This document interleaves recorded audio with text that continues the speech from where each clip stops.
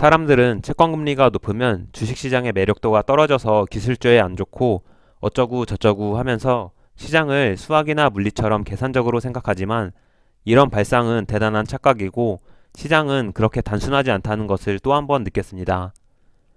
개인들은 작년부터 1년 넘게 장단기 금리 역전이 해소되고 금리 인하가 시작될 때쯤엔 무조건 경기 침체가 찾아와서 주식시장은 폭락하고 채권 가격은 폭등해서 TMF 같은 채권에 장기 투자해야 된다고 생각하며 다 같이 채권에 몰렸는데 역시 개미들이 몰려드는 곳에서는 큰 돈을 벌 수 없었습니다.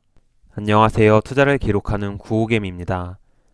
이번 주 가장 중요한 이벤트 FOMC 회의 결과가 발표된 수요일 미국 증시는 큰 조정 없이 올라온 자리를 강하게 버텼습니다. 6월 FOMC에서는 모두가 예상하는 것처럼 금리 인상을 하지 않고 일치 중단했습니다.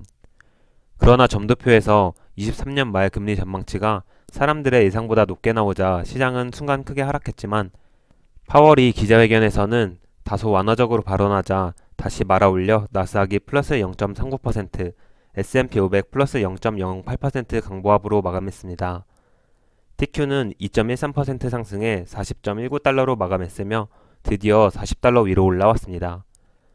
개별 종목 계좌를 살펴보면 수요일에 아마존과 테슬라는 변동성을 줄이며 보합 수준으로 마감했습니다.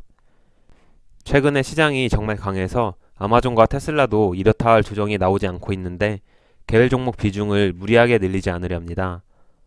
아마존의 경우 120달러 근처까지 눌림목이 나오면 추가 매수할 예정이고 테슬라는 240달러 아래로 내려오면 추가 매수해보겠습니다. 스윙 계좌에서는 매매를 하지 않고 있습니다.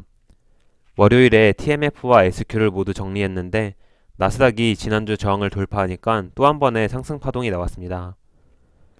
나스닥이 지금 확실히 과열 구간이 맞지만 대세 상승장 초기에 시장의 광기는 상식을 벗어날 때가 많아 주식 숏포지션을 잡기가 어렵습니다.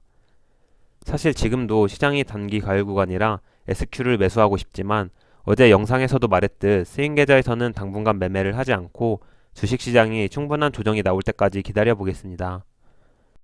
제가 스윙 매매를 하며 단기 트레이딩을 하거나 주식 숏포지션을 잡는 것을 보기 불편해 하시는 분들도 적지 않은 것 같습니다. 저는 전체 자산 중 현금 비중이 10% 넘게 남아있는데 이 현금을 단순히 달러에 파킹시키는 것보다 시장의 모멘텀을 파악해가며 트레이딩으로 조금씩 불리는 쪽으로 운영하려 합니다.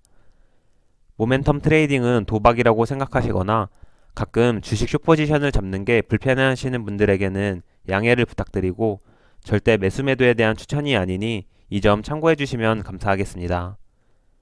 수요일에 발표된 FOMC 내용을 살펴보면 점도표에서 23년 말 기준금리 중앙값이 5.6%가 나왔습니다.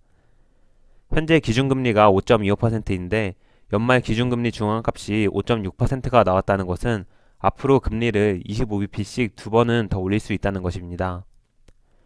최근 시장의 컨센서스는 7월에 마지막 금리 인상을 하고 이번 금리 인상 사이클이 종료된다는 것이었는데 시장의 컨센서스보다 매파적으로 나왔습니다. 기준금리 이외에 23년 GDP 성장률을 0.4%에서 1.0%로 상향 조정했고 실업률은 4.5%에서 4.1%로 하향 조정, PCE 전망을 3.3%에서 3.2%로 하향 조정했습니다.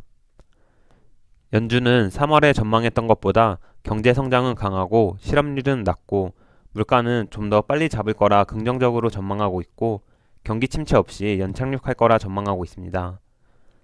점도표를 종합해보면 미국의 경제에 대해선 긍정적으로 나왔고 금리 전망에 대해서는 시장의 예상보다 매파적으로 나왔습니다. 그러나 점도표에서 금리 전망이 매파적으로 나왔던 것에 비해 파월의 기자회견은 다소 완화적이었다고 느꼈습니다. 파월은 여전히 인플레이션이 언제든 튀어오를 수 있다고 생각하지만 아직 7월 금리 정책에 대해 아무것도 생각한 것이 없고 앞으로 나오는 데이터를 보면서 결정할 것이라고 말했습니다. 금리 인하에 관해서는 이제 최종금리에 거의 도달해 가지만 올해 금리 인하는 없을 거라고 확실히 해두었습니다. 이 이외에도 미국의 은행 시스템은 건전하며 연착륙할 것이라는 자신감을 내비쳤고 상업용 부동산에 대해 계속 주목하고 있다고 전했습니다. 채권 시장을 살펴보면 연준이 7월 금리 인상에 대해 아직 결정된 것이 없다고 말했지만 60%가 넘는 시장 참여자들은 7월에 금리를 25bp 인상할 거라 전망하고 있습니다. 금리 전망은 순식간에 뒤집힐 수 있어서 7월이 되기 전까진 7월 금리 전망은 신경 쓰지 않아도 된다 생각합니다. 성명서가 매파적으로 나오자 2년물 국채금리는 장중에 4.8%를 돌파했다가 4.7% 정도로 마감했습니다. 최근에 국채 가격은 좀처럼 반등하지 않고 여전히 채권금리는 상당히 높은 수준인데 주식시장은 계속해서 급등하는 상황이 일어나고 있습니다. 사람들은 채권금리가 높으면 주식시장의 매력도가 떨어져서 기술주에 안 좋고 어쩌고 저쩌고 하면서 시장을 수학이나 물리처럼 계산적으로 생각하지만 이런 발상은 대단한 착각이고 시장은 그렇게 단순하지 않다는 것을 또 한 번 느꼈습니다. 개인들은 작년부터 1년 넘게 장단기 금리 역전이 해소되고 금리 인하가 시작될 때쯤엔 무조건 경기 침체가 찾아와서 주식시장은 폭락하고 채권 가격은 폭등해서 TMF 같은 채권에 장기 투자해야 된다고 생각하며 다 같이 채권에 몰렸는데 역시 개미들이 몰려드는 곳에는 큰 돈을 벌 수 없었습니다. 물론 채권도 좋은 투자 상품이고 금리 인상이 끝나면 채권 가격도 반등하겠지만 지난 코로나 폭락장 때처럼 기준금리를 100bp씩 빠르게 인하할 것 같진 않습니다. 미국의 경제가 연착륙할 거라 예상되는 가운데 연준은 긴 시간에 걸쳐 천천히 금리를 인하할 것이고 채권 가격은 순식간에 급등하기보다는 천천히 U자형 반등을 보일 거라 생각합니다. 이러는 동안 주식시장은 지금처럼 채권시장보다 더 빠른 속도로 올라갈 것이고 기대 수익률을 보면 채권보다 주식이 훨씬 더 매력적이라고 생각합니다. 물론 지금 주식시장이 폭등하고 모두가 연착륙을 기대하는 상황에서 아무도 예상하지 못한 약한 고리가 터지며 주식시장은 또 한 번 크게 폭락하고 연준은 올해 안에 급하게 금리 인하를 시작할 수도 있습니다.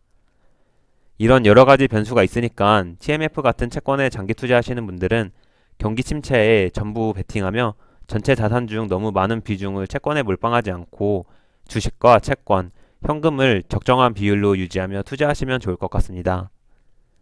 이제 시장의 굵직한 이벤트는 일단락됐지만 지금 주식시장은 상당한 과열 구간이라 언제든 조정이 나올 수 있습니다. 그러니 주식시장이 올라갈 땐 보유한 종목이 상승하는 것을 즐기고 시장이 충분히 하락하면 추가 매수할 기회라고 생각하며 항상 즐겁고 유쾌한 마음으로 투자하시길 바라겠습니다. 내용이 유익하셨다면 좋아요. 앞으로도 구호개미의 투자 과정이 궁금하시다면 구독, 미국 증시나 투자에 대한 의견은 댓글로 부탁드립니다. 영상 시청해주셔서 감사합니다.